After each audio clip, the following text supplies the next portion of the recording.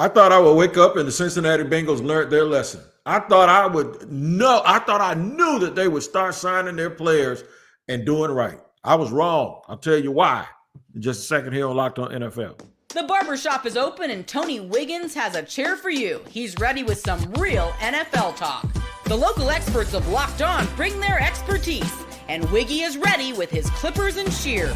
Sit down and enjoy. The new Locked On NFL starts now.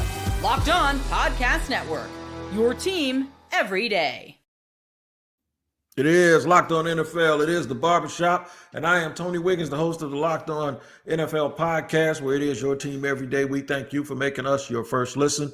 And as always, it's Tuesday. That means Kevin Ostreicher from Locked On Ravens. My man, looking like you're ready to run for office. I'll vote for you any day, Kevin.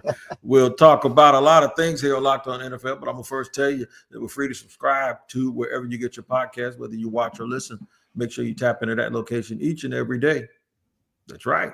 Let me tell you where we're going to end up. We're going to talk about how the Tampa Bay Buccaneers are built for success, and not enough people are talking about it. And they play it in a division where they should easily win at least 4 games in that division. They're sneaky good, and they got even better in the draft. The Broncos hope to have a fast start in 2025. When you play defense like they do, you're going to need some fast starts offensively because they didn't score a lot of points, but they were still very good. We'll discuss them. We'll start out talking about the Bengals, though, and the Bengals are still bingling. Basically, they slipped up and screwed up the Trey Hendrickson situation, Kevin, early this year. They're still screwing it up because he's still out there barking around saying he ain't getting money. And then I look up at rookie minicamp, and out of all the teams in the league, the rookies that are standing on the sideline because they haven't signed in years where this stuff is pretty much slotted. It's the Bengals guys standing over there. How come Cincinnati can't get it right? First of all, good morning. And how come they cannot get this thing right, bro? Yeah, well, good morning to you too. I just Cincinnati's always been a team, and there are always the conversations about them being cheap and them, on the NFLPA player surveys ranking low in certain categories. And it's unfortunate for a lot of these guys. If you want to bring up the Trey Hendrickson conversation, which certainly, you have to, he deserves an extension. He deserves more money. And you know what? The Bengals made a choice. They decided to re-sign those 2 receivers, which, look, Jamar Chase, absolute no-brainer. Right? You had to keep Jamar Chase in the building. But it is a little bit unprecedented to sign 2 receivers to those big deals at the same time.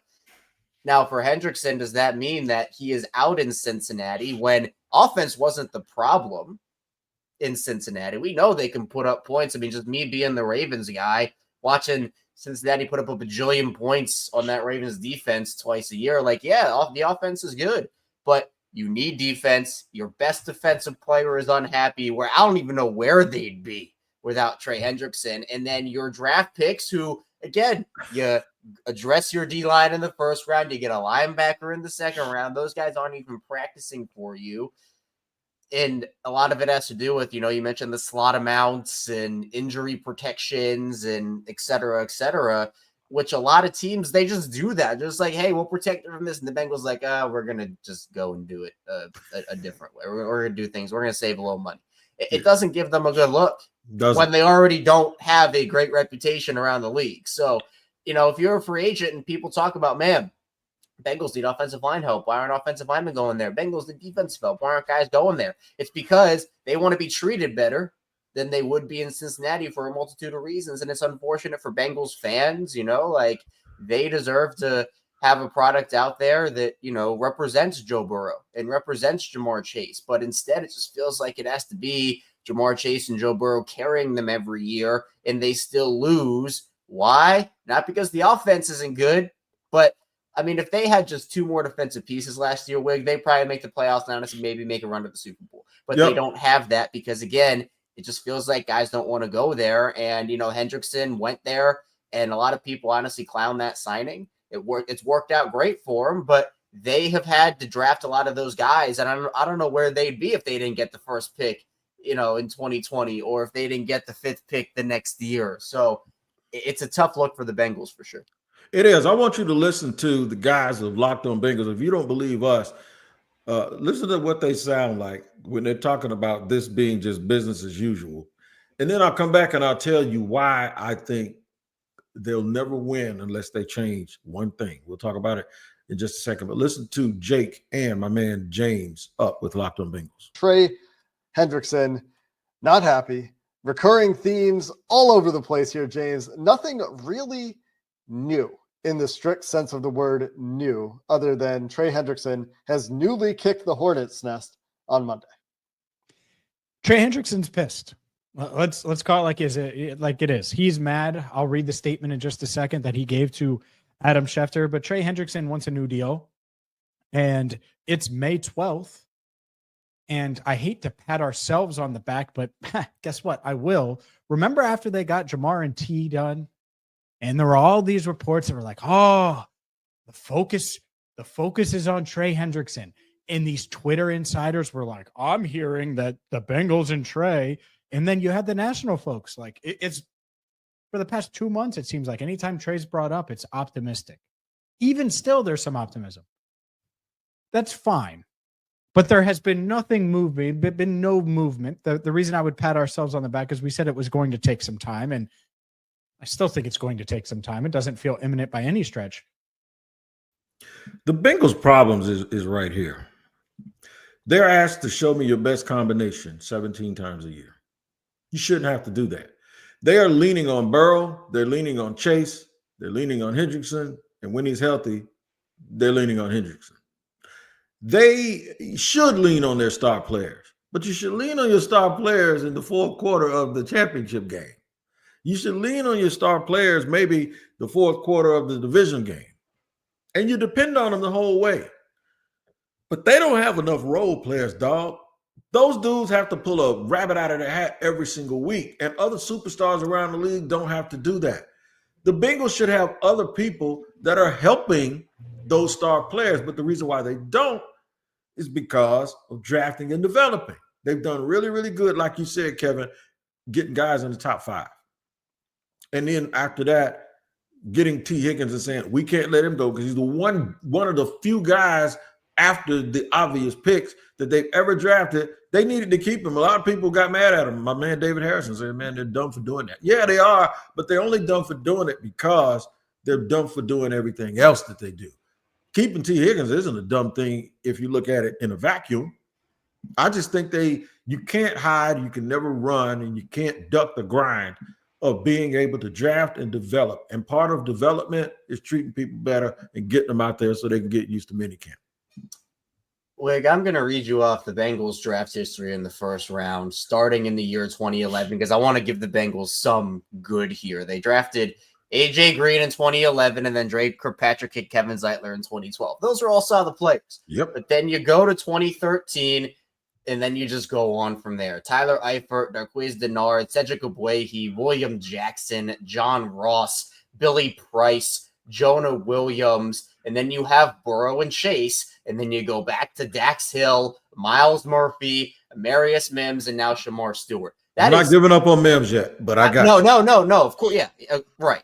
But I just think that outside of Mims, Chase, and Burrow, you go back over a decade, and from 2013 up, you really have nothing to show for it in the first round. So you need to find ways, especially because Cincinnati's not a big market team. People aren't exactly flocking to go play for the Bengals in free agency. They have to make trades and they have to draft and develop, and they just haven't been able to do that. And that has put lasting pressure on Joe Burrow, like you talked about, to where he has to be Superman. Jamar Chase has to be Superman every game in order for them to even be in it. And even when they do that, they might still get outscored. They might still get outscored maybe 40-39 because the defense can't hold anything. So it puts unfair pressure and unfair expectations on your stars when you're exactly right. The makeup of a good team is having role players. How do you get role players? By drafting in the second and third round, drafting on the day 3 of the draft. And it just feels like it's been underwhelming there for Cincinnati. Yeah, and they ended last year with a victory against Denver, but it did not matter because Denver was just sitting there waiting on another team to win. and Denver lost the game but still made the playoffs. Now Denver wants a little bit of get back. Isn't that what happened? Didn't they? I think they lost the last 17 game week. Was it week 18? Didn't they lose? The Broncos lost the game, didn't they? Or the Broncos last year, I can't remember how that went. Let me figure that out real quick, because it was that week 17 game between the Bengals and Broncos that the Bengals won in overtime, and then right. Broncos went out there and they beat up on the Chiefs 38-0 because the Chiefs didn't play anymore. There you go. The Chiefs. That's what it was. Yeah, that's what it was. Okay, so but they did lose that game, and trust me, they didn't try to lose it. Cincinnati was just better. Okay, and they got beat up, and now the Broncos say they want to start the season. Cody Rourke did anyway. I'll tell you why he wants to start the season with Cincinnati. We'll see why his reasoning is for that in just a second here on Locked On NFL.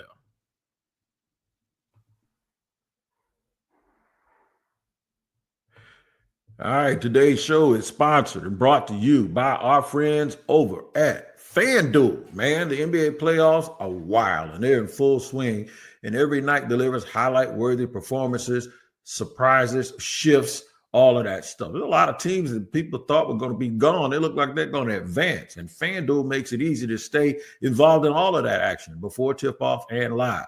While player props, performance trends, and same-game parlays, with all of those things, fans have more ways than ever to play smart and win very, very big. Now, this Jason Tatum story, obviously, he's banged up. It doesn't look like he's going to keep playing, and Boston needs to win 3 in a row. I don't think they can do it. What about you? All you got to do to put that knowledge to work is go to FanDuel. It's the perfect time to sign up. Head to FanDuel.com and place your first $5 bet. If it wins, you'll get $200 in bonus bets. Make every moment more with FanDuel, official sports betting partner of the NBA.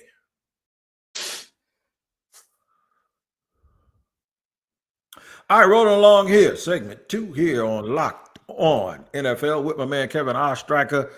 We just went on and talked about the Bengals and all of it. Every time we talk about the Bengals, we talk about something wrong. We don't ever give them credit for doing something right. I mean, we want to, but it's just like it's like if you look up the word NFL dysfunction, it'd be a big old picture of the Bengals just standing in the encyclopedia. But Denver, a team that I thought was doing everything wrong leading up to the opening of last year, I said Sean Payton was going to lose his job. Messing around with Bo Nix and messing around in the draft like he was.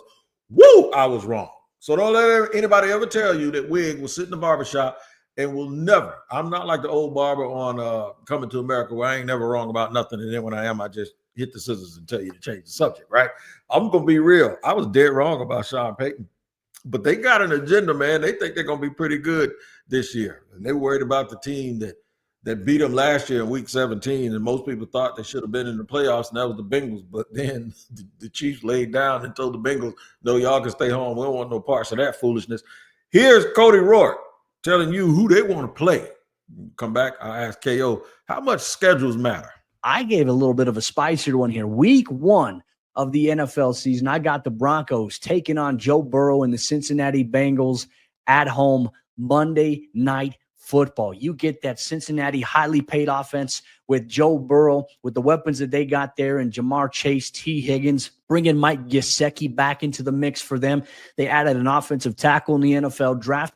And then, former friend Samaje P. Ryan is there. And look, this is a Cincinnati offense that gave the Broncos a lot of fits last season. So I thought, what better way to open up the season than an AFC rematch between Joe Burrow and Bo Nix, where the Broncos had a heavily revamped defense, where a lot of that Cincinnati game last year factored into some of the decision-making. They went out and got Talanoa Hufanga at safety, Dre Greenlaw at inside linebacker, Jahdae Barron in the 2025 NFL draft. So I think that's a spicy way. Prime time at home. That atmosphere at Empire Field at Mile High will be electric. That's a great way to open up the season here with a bang. And that would be a good matchup because it'd be offense versus defense, right? Don't know if I want to see that much orange in September, but still. Well, I'm just saying that because I'm a Gator hater in college. I got to see this stuff Saturday, and then I ain't going to look at that stuff Monday again. But no, seriously, that would be a great matchup to start the season. And Denver is the exact kind of team that would show you the flaws because they're gonna test that line of scrimmage, man, and they're gonna be very, very difficult for that offense. That'd be a real good matchup. Yeah, I mean that Cincinnati offense versus Denver defense. I mean that's primetime football, and I think it should be rewarded as such. So I like that idea. And even if it's not week 1 Monday night, give it to us on Monday night another time. Maybe they can do that as a December game on, or maybe the NFL is going to have a game every day of the week. It feels like so. Maybe they'll maybe they'll put that on a Friday or something for us to enjoy. But I think that with the Broncos, and you kind of mentioned it with how you thought they were doing everything wrong, and they just kind of came out of nowhere last year. It's just a really cool story. Bo Nix was doubted by a lot of people, and when Denver took him, there were a lot of questions about who he was going to be at the next level. They didn't really have a ton of skill position players. They traded away Jerry Jeudy last offseason. And you're like, well, this guy's going to have no help. And then, he goes out there. Cortland Sutton has a great year, and they're getting contributions from guys that nobody knows on defense. And, offensively, they're putting it together. They didn't really have a consistent run game last season. And, getting a guy like KJ Harvey certainly will help that. It feels like Denver did a lot of good things. Plus, you mentioned the guys they added in free agency. It's not like they just sat on their hands and said, hey, we're just going to hope for internal development to continue to have us ascend. They said, we're going to be proactive about it, go out there and add pieces to make us better. And that suffocating defense gets even more suffocated with guys like Jahdae Barron there to pair up with Pat Surtain and Riley Moss on the outside. And you're just that defense, man. Honestly, my pick to be the best in football when it comes down to it. No doubt about it. Another team. So let me see. I hit the Bengals. I've hit the Broncos. Why don't we hit 2 more teams with B's, right? But I'll tell you what, the letter B isn't the only thing the Buffalo Bills have in common with the Broncos. The Bills are the other team that I thought that window had closed that was going to be terrible. And guess what? They proved me wrong, Jack. The Buffalo Bills had one of the best seasons, and their quarterback ended up winning the MVP. Although, I'm sorry, Kevin, I forgot. You know what? I ain't even mean to bring that up since you were here today, man. My bad. Let me just pop out of here real quick. Yeah, you know what? I mean, everybody I thought Lamar should have won it too, and we mentioned Joe Burrow, of course. But Josh Allen was more than worthy of being the MVP.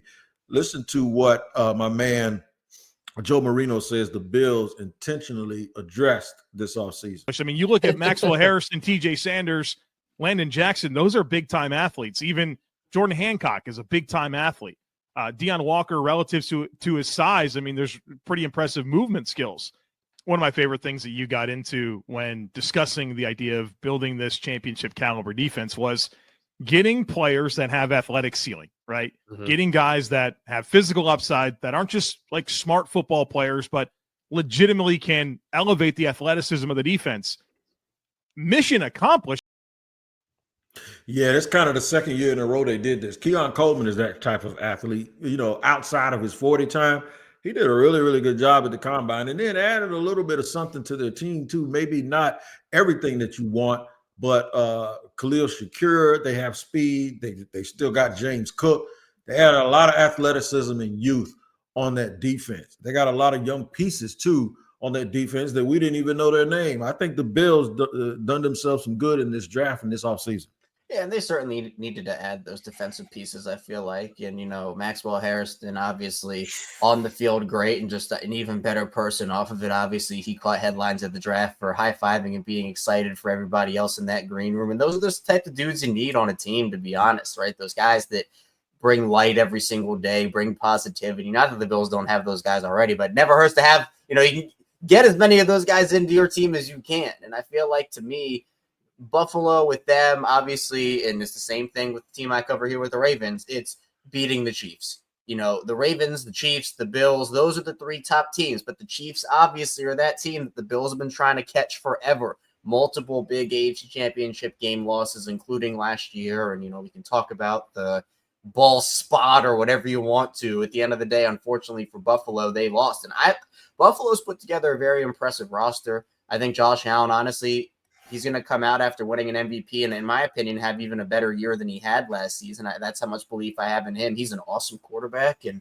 despite my feelings on the MVP, it's not that Josh wasn't deserving of the award. Like, Right. There were all those different conversations, and I certainly talked about it a lot on my show, but Josh is a guy that's an elevator as well. Lamar is that, Mahomes is that, all these elite quarterbacks are that. Josh Allen certainly falls into that category, not just with his arm, but with his presence with his legs, which a lot of these other elite quarterbacks have too. Now you add a guy like Josh Palmer, and the Bills, again, they're not going for the approach of, hey, we need a star number one. Like, that's Stephon Diggs' era. That's done. It's not number one in Friends for them. It's, hey, can Josh Palmer contribute 1 week? Can Shakir contribute another week? Maybe Keon Coleman takes a step 1 week. Maybe Dalton Kincaid gets involved. Plus, you have James Cook in that backfield, who I think is going to get paid this upcoming offseason because he's that good of a back. And the offensive line obviously is rock solid. So what were the pieces? It was defense. I love the TJ Sanders pick for them. They needed some beef on the defensive line. Landon Jackson, super intriguing as a developmental guy and someone who could even give you some snaps early.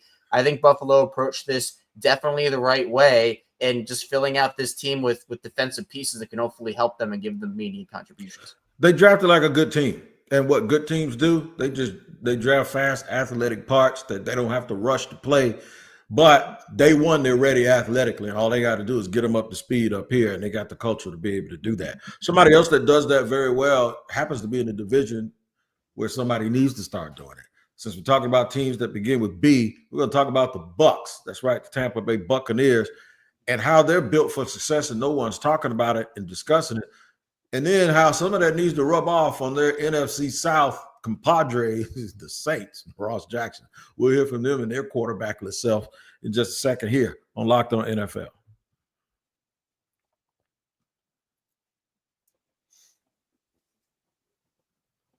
The Tampa Bay Buccaneers have quietly built a very, very good team. Now, a lot of people that cover the Tampa Bay Bucs, they've been trying to run Todd Bowles out of there for years, man. I don't necessarily think James Yocko is one of those people, but when you really, really look at the Bucs, Jason Light has done a really, really good job of building this team, and they were super, super intentional with what they did in the draft. Here's James Yocko from Locked On Bucs to explain just what I'm talking about. But here's the thing that became more evident than ever, and we're all going to have to remember for next year when talking about potential targets. The Buccaneers draft a certain kind of person, not just a certain kind of player.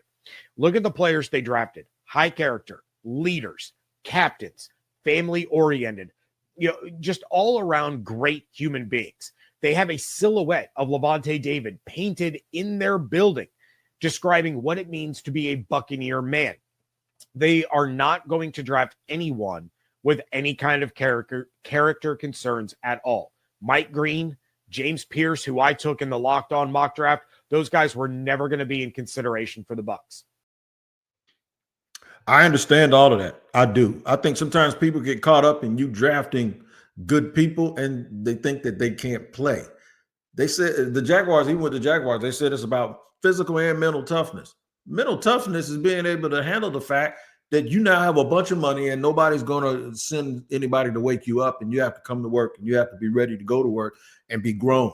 So they just go out and draft people that they think are like that before they get a hold of them, and don't think that there's some kind of character boot camp at Tampa, and I'm all for it. Yeah, and I think that it's a good thing that Tampa is doing, and that NFC South division certainly is wide open, but Tampa is going to be the one that obviously is the favorite there, and what Baker's been able to do. And I think Baker kind of personifies like the leadership that you want on that team. He's the one that rallies these guys, and you bring a lot of other guys in the locker room that, have, good personalities, good leadership qualities, want to play hard and work hard, and, make sure that there is ample room for improvement in their games, and they're trying to hone the best versions of themselves. Well, I think it's going to work out pretty well for you. And I know that with Bowles, there have been some certainly questionable decisions in terms of time management and clock and whatnot, but it just feels like for a lot of the way for the way that we discuss coaching in the league these days, and it honestly kind of goes back to the way we discuss young quarterbacks. It just feels like there isn't a lot of leash for guys these days. It feels like you go back a decade or so, and you say, okay, hey, this team had a good season. They lost in the wild card round, divisional round. Well, a good season, not every team can win it. But now it just feels like it's so life and death when it comes to winning Super Bowls that if you don't at least make the Super Bowl, let alone win the Super Bowl, or I guess make it, let alone, or win it, let alone make it, you're going to be in a conversation of, man, that season was so disappointing, unless you're a team like the Commanders, who obviously went from worst to first in a sense, and they had that turnaround. But then we talk about, and this is just kind of a not random, but somewhat of a sidetrack. It's like for Dan Quinn, for Jaden Daniels, if they don't make the NFC Championship game this year, or at least the NFC Championship game, that season is going to be looked at as a failure for the Commanders, because they took a step back. They didn't make the championship. You know how hard it is to make a championship game? Like, it's a hard thing to do. So when you talk about Tampa, you have to compete with teams like the Eagles and the Lions, et cetera, et cetera. It's not an excuse for them to say, oh, we're just content with winning the divisional round, or, winning the wild card round, or being in the wild card round every season. Because I think Tampa's roster is better than that. You have to compete and win. Right. But I think that they have a certain way of doing things that's worked for them consistently. Now it's about taking the next step. And for them, I think, hey, NFC South is definitely the first step they have to. If they don't win the NFC South, that's a pretty big disappointment, in my opinion. But now it's about taking the next step. Yeah, it is about taking the next step. One thing I do like, them taking Emeka Egbuka shocked a bunch of people. Last year, you could say that they were held up because they played a tremendous amount of the season without Mike Evans, who was hurt, who they gave an extension, right? So he's there at least for this year. First ballot Hall of Famer Mike Evans, I might add. But they also lost Terry Godwin, okay? And they were losing these receivers like on night games when people were watching them. Godwin was gone for the year. They gave him a 3-year deal. He's going to come back. And then McMillan, of course, who they got in the draft last year, came on like gangbusters those last few weeks and then in the playoffs. So you know what they have in him. Now you add Egbuka. It's a luxury pick. But here's why it's not so much of a luxury pick. They won't ever get caught with their pants down with 2 injured receivers and not have another guy to help out McMillan. He's equipped to do it because, hell, he's been playing with first-round picks the entire time. Even when he came out of high school, he was the number 1 wide receiver in the country. He's been playing with a whole bunch of other number 1 wide receivers at Ohio State, moving around and being well taught by Brian Hartline. The third thing is this. They expect Godwin to be there for the next 2 years at least. They probably don't expect Mike Evans to be there any longer. This way, they keep their offense going and they have weapons, right? You can do that when you draft a quarterback. We just talked about teams that draft like good teams. That was the 3rd straight team, along with Buffalo and Denver, that drafted like good teams. Now, the Saints have to actually do that to get back to where they're supposed to be. The only problem is it's easy to draft when you've committed to a quarterback. I didn't say he had to be great, but you had to be committed to him. I don't think the Saints are committed to anybody because, well, they don't have one except 2 young guys that's competing for the starting spot. Listen to Ross Jackson discuss that. The quarterback competition is officially on here in New Orleans. We just wrapped up rookie minicamps here at the Saints facility, and right after practice, we got an opportunity to speak to head coach Kellen Moore, who said that the competition at quarterback is officially on between third-year quarterback Jake Haener, second-year quarterback Spencer Rattler, and of course, rookie quarterback Tyler Shuck, who was drafted just a month ago. The New Orleans Saints are officially turning everything over to their new era. And of course, Kellen Moore was also very complimentary of Derek Carr, spoke on his retirement, but was pretty transparent about what's going to kind of happen here over the course of the next little bit as this team begins to work out its future. New head coach, new quarterback, new salary cap situation in the coming years. This is a major shift for this New Orleans Saints organization, and it will begin with a competition at quarterback, or really continue with a competition at quarterback, which will rage all throughout training camp and potentially the preseason. I think Tyler Shuck will have the edge, but I don't think anybody's going to be counting out Spencer Rattler anytime soon. If they manage to hit on Tyler Shuck in this draft and he's perfect for Kellen Moore, that is going to be a windfall for them. And when I say hit on, look, I don't mean going to the playoffs. I mean, they could do what New England did last year with Drake May. They could win 3 or 4 games, but it look a certain way and people will be okay with it.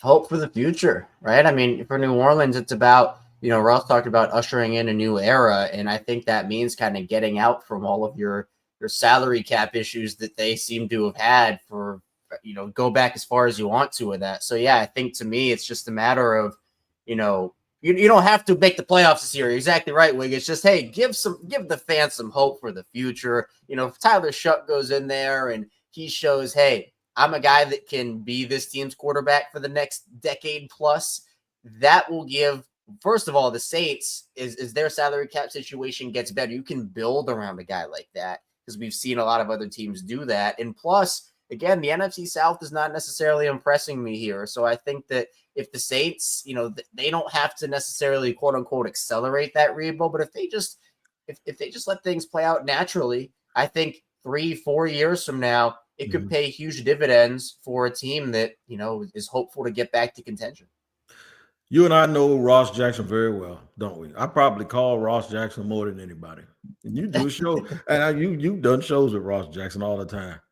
I want to give Ross a shout out for holding that laugh in when he said the quarterback competition has now begun. Because we both saw we saw those dimples.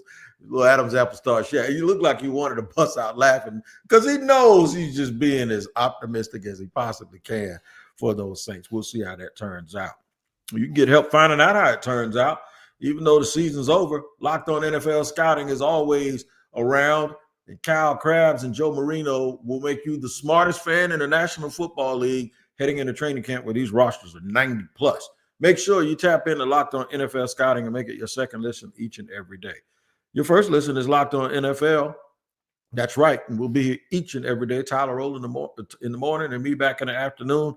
Appreciate you, Kevin Ostreicher. Go ahead and attack the world. My boy out there with Locked On Ravens. Make sure you check him out. Check me out on Locked On Jaguars. We'll see you later here on Locked On NFL.